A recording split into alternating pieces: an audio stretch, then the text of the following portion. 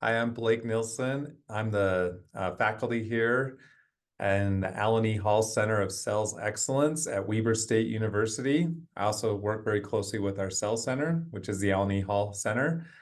And I'm just grateful to be with you today, Brad. And tell us a little bit about what's unique about your sales program and your school.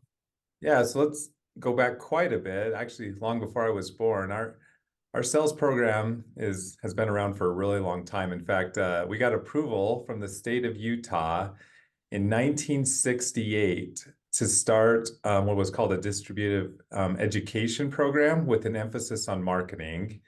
What they found even back then is that rather than developing strictly marketing courses, they started developing sales courses right from the beginning. So that happened for a couple decades. And by the 80s, they realized, hey, this is more of a sales program than an actual marketing program. And so in 1985, which is almost coming up on 40 years ago, it was approved to be a full-time bachelor's degree in technical sales was the name. And had around 50 credits of sales-related courses. In 2013, it was changed from technical sales to professional sales.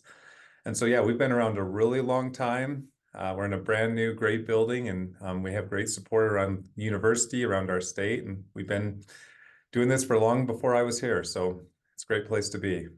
So you're probably one of the oldest in the country. A little debate around that I've heard, but all I can state is our facts, and those are our facts. By 1985, we had a full-time bachelor's degree in sales. So, and before that, we had associate's degrees in the area as well. So how do you feel that your program's grown over the past few years? Yeah, I'd say it's grown a lot in the fact since we've joined the USCA. We joined the USCA in about 2013. And I'd say it's grown that we were in a silo for a really long time. And as we joined USCA and other, entities like it, it just put us more in connection with the other sales programs around the country, which has been good for us to learn from, and also share some of our best practices. So right now we graduate right around 150 bachelor's degrees every year from our program. And how many competitions do you actually host each year or semester? Yeah, so our classes, and like most programs, we have competitions within the class. We have one fall SDR competition for our entire student body that everyone participates in. And in the spring, we have more of a AE type competition where they're closing the deal. And so we have one each semester that's like big on a larger scale, and we have a lot of smaller ones in classes as well. Do you see any big changes coming to your program? I hope I hope we're always looking forward to the future. I believe that I see, technology continuing to change.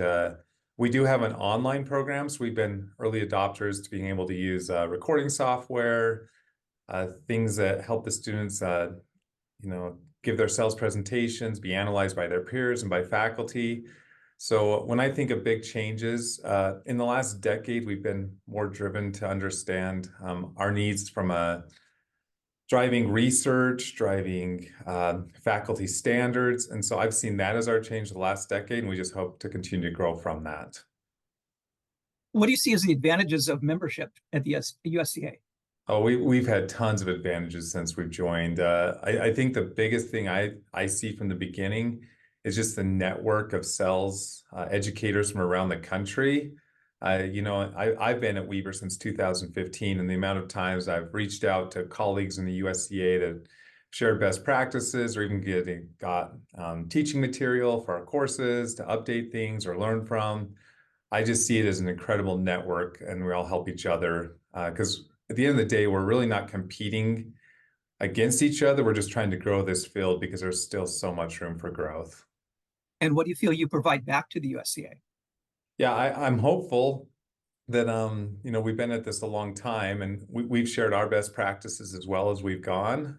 We've also been happy to serve in USCA leadership callings or leadership opportunities. And so with that, hopefully we're part of the growth of the entire institution as we continue to update and learn from each other and share best practices. Have you done anything specifically in your program because of USCA? Yeah, for sure. And you know, those things have evolved through the years, but even in 2013 when they joined, we had faculty that learned what others were doing, for example, with speed interviewing, which we don't do anymore. Now we've taken those events to places like Topgolf. So yeah, things like that we've definitely updated to learn, hey, and I'd say the bigger model for us that we learned from was just understanding how to bring on partners the right way, which is always evolving. And so, and you know, the different models of the things you give a partner, the charge that they have to be in the program. So yeah, that's been a great benefit that we've learned from and used best practices from around the group. And obviously competitions as well. Even having like just the rubrics that are used at different competitions that we can use internally, that's a great benefit to our organization. Is there anything else you'd like to say to communicate about your program or involvement with USCA?